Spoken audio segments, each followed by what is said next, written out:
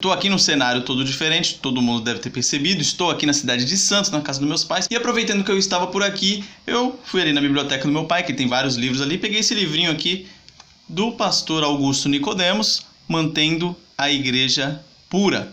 Bem interessante o livrinho, vou fazer uma resenha rápida aqui a respeito dele. Ele fala sobre a necessidade da disciplina bíblica na igreja. Para quem acompanha o canal há um tempo sabe que eu sou membro da Igreja Presbiteriana do Brasil e lá nós temos um processo de disciplina. Não sei se é o mesmo processo, não sei se todas as igrejas seguem a mesma doutrina, mas baseado na Igreja Presbiteriana na qual eu conheço, nós temos lá um processo de disciplina bíblica. Ou seja, quando um cidadão lá, um membro, comete algum pecado público que chega a ser de conhecimento de todos, há a necessidade dele passar por um processo de disciplina, que aí vai resultar em algumas penalidades. Acontece que, segundo o autor do livro, o senhor Augusto Nicodemos, ele fala que hoje em dia as igrejas não prezam por essa disciplina bíblica que foi prevista tanto no Velho Testamento quanto no Novo Testamento. O livro é dividido em 9 capítulos e uma conclusão no final eu vou tentar dar uma passadinha rápida aqui conforme a resenha que eu fiz aqui. Então o autor relata que um dos maiores problemas das igrejas evangélicas da atualidade é a falta de disciplina bíblica. E encerra o livro dizendo que tudo começa com a falta de cuidado da igreja na aceitação de novos membros. Isso aqui foi bem interessante, porque, por exemplo, na igreja presbiteriana você começa a frequentar lá, você será apresentado a constituição da igreja, como funcionam os mecanismos da igreja, como é feita a escolha ou a eleição dos líderes da igreja. Aprende tudo, como é que funciona, e aprende as doutrinas da igreja. E aí, se você quiser se tornar membro da igreja, aí a maioria delas vai solicitar, vai orientar que você faça a classe de catecúmenos, justamente para isso que eu acabei de falar, conhecer todas as doutrinas da igreja, para depois falar que não foi enganado. E aí, você aceitando, você passa pelo conselho da igreja, tipo uma prova oral ali, para ver se você está por dentro dos assuntos, e você sendo aprovado pelo conselho, você acaba se tornando membro, você faz sua profissão de fé publicamente e aí se torna membro da igreja. Então, isso tudo que eu estou falando são para esses membros da igreja. A pessoa que está frequentando, ela não necessariamente é membro da igreja, mas supondo que ela seja membro da igreja, aí esse ensinamento vai diretamente para ela. Ele fala que começa com a falta de critério da igreja na aceitação de novos membros. Ele dá o exemplo de Jesus Cristo quando o jovem rico foi lá atrás dele, querendo ser o seu seguidor e tal, e Jesus Cristo fala para ele, ó, primeiro você vende as suas coisas, dá aos pobres, depois você vem e me segue. Ou seja, ele falou que se fosse hoje em dia esse jovem rico, toda a igreja ia lutar aí para ter ele como membro. Porque era um jovem, era rico, tinha uma influência, uma pessoa, gente fina, vamos falar assim. E não foi o que Jesus Cristo fez. Ele sabia que o coração dele estava na riqueza, então foi lá e deu o requisito para ele ser feito antes de ser um discípulo de Cristo. Pois continuando, ele fala que essa falta de disciplina junto com a crise de identidade doutrinária compromete a imagem dos evangélicos diante do povo. A disciplina tem como alvo zelar pelo nome do Senhor, manter a pureza da igreja e restaurar os faltosos. Ele diz que constitui uma das marcas da verdadeira igreja de Cristo. Como eu já falei, o livro foi dividido em 9 capítulos, eu vou dar uma pincelada aqui em cada um deles. Primeiro capítulo ele vai falar o seguinte, as causas da impunidade. E ele fala que a impunidade presente na nossa sociedade acaba refletindo na igreja, fazendo com que as pessoas se tornem tolerantes a crimes e pecados. Você vê isso acontecer muito na nossa sociedade atual, em que é tolerado e às vezes até incentivado condutas pecadoras e condutas criminosas, inclusive. Tipo aquele, sabe que é uma conduta criminosa, mas todo mundo faz, eu vou fazer também. Sei lá, um gato aqui, um furtinho ali e tal, coisas desse tipo. Muitos alegam que os líderes da igreja, por serem pecadores, não podem julgar, mas o fato dos líderes serem pecadores não anula o fato que eles são responsáveis pelo rebanho, pela supervisão das almas e pelo governo espiritual sobre elas. Se essa cultura não mudar, teremos uma geração de cristãos irresponsáveis, eu acredito que já temos, né? Que não se sujeitam a ninguém e que não percebem a seriedade e gravidade do pecado e suas consequências na vida dos discípulos de Cristo. Entrando no segundo capítulo, ele vai falar da necessidade de prestarmos contas. O pensamento individualista que domina nossa cultura invadiu as igrejas evangélicas, criando a ideia de que a fé é algo individual e que os que creem não têm que dar contas de sua fé e de suas obras a ninguém.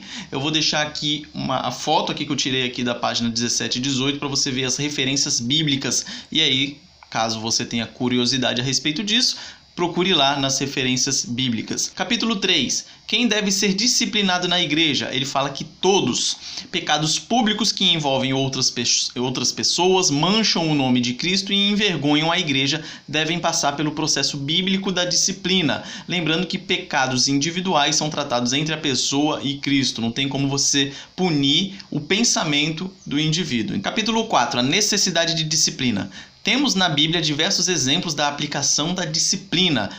Dois exemplos que ele cita aqui é a respeito de Acã e de Davi. Ambos reconheceram seus pecados, pediram perdão pelos seus pecados, mas mesmo assim foram disciplinados. Acã pela morte e Davi pela morte do seu filho. E eu vou deixar duas referências aí que ele também cita no livro, que é Mateus, capítulo 18, versículos 15 a 20, que é Jesus Cristo ensinando o processo de disciplina, e 1 Coríntios, capítulo 5, versículos 1 a 5. Capítulo 5, o padrão para a disciplina. Ele usa como texto de referência Hebreus, capítulo 12, versículos 4 a 13, e ele fala que o amor e a disciplina estão intimamente ligados. Em determinado momento ele cita a respeito daquela frase bíblica, aquele texto bíblico, na verdade, que fala: não julgueis para não ser julgados. Ele fala que isso Jesus estava ensinando, que as pessoas não poderiam utilizar o julgamento hipócrita. Julgava o outro sem ver os seus problemas. Mas tem várias referências bíblicas que você tem sim que julgar o outro, ensinar o outro e andar juntos aí. E ele fala essa coisa muito importante, que o amor e a disciplina devem estar juntos. Na Bíblia você também encontra vários textos que falam a respeito disso, que Deus corrige a quem ama, Deus disciplina a quem ama. O que não pode ter é uma disciplina totalmente revanchista ou vingativa, vamos falar assim. O amor e a disciplina têm que andar juntas. Capítulo 6. Os propósitos da disciplina. Restaurar e reconciliar o pecador, manter a pureza da igreja e impedir que o pecado se espalhe. A respeito do pecado se espalhando, ele fala que frequentemente o pecado é comparado com o fermento. E o fermento é justamente algo que, se você colocar na massa, vai contaminar a massa inteira. Então, o pecado não tratado vai acabar se espalhando.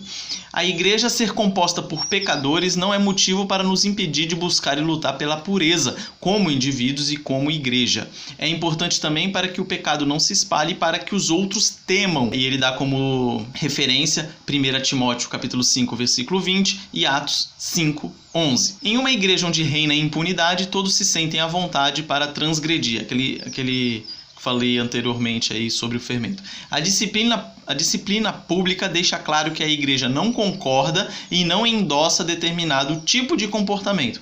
A disciplina visa proteger a honra do Senhor contra aqueles que se chamam cristãos e ainda assim vivem uma vida em pecado. Qual a observação importante que ele faz aqui? Que a igreja deve ser composta de pecadores, mas pecadores arrependidos. E isso é importantíssimo, porque hoje em dia você vê pessoas que querem tornar a conduta biblicamente pecaminosa em uma conduta aceitável, uma conduta que não tem problema nenhum. E isso está errado. A pessoa tem que estar arrependida, sim. Capítulo 7. Como tratar pecados públicos. Ele fala que tem que ser o mais rápido possível, lógico, para que não se espalhe e não comece os burburinhos. Capítulo 8. Como tratar as ofensas pessoais. E aí ele fala a respeito do processo que o próprio Jesus Cristo determinou, que seria arguição particular, conferência em grupo, exortação pública e exclusão pública. Jesus ensina esses caminhos lá em Mateus. Capítulo 9. O encorajamento para o exercício da disciplina. 1. Deus haverá de ratificar a decisão da igreja. 2. Deus atenderá às suas orações. 3. O Senhor Jesus estará no meio do seu povo.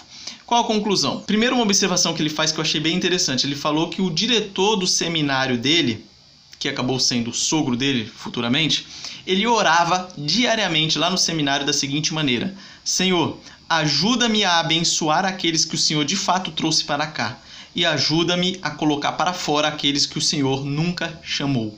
Bem interessante isso aí. Reflita a respeito. E ele fala que as marcas da autenticidade da Igreja de Cristo é pregação fiel da palavra, administração correta do batismo e da ceia e o exercício amoroso da disciplina. Então, caso você queira procurar uma igreja evangélica para você congregar, procure uma igreja que seja baseada nisso. Pregação fiel da palavra, administração correta do batismo e ceia e exercício amoroso da disciplina, que não deixa o negócio correr solto, vamos falar assim. Então, com isso eu encerro. Muito legal o livrinho, rapidinho você consegue ler aí. Eu demorei 2 dias porque começou um barulheiro aqui, né? Eu tô de casa, mas em um dia você lê isso aqui. Ele é bem interessante, leitura leve, bem legal mesmo. Forte abraço e até a próxima.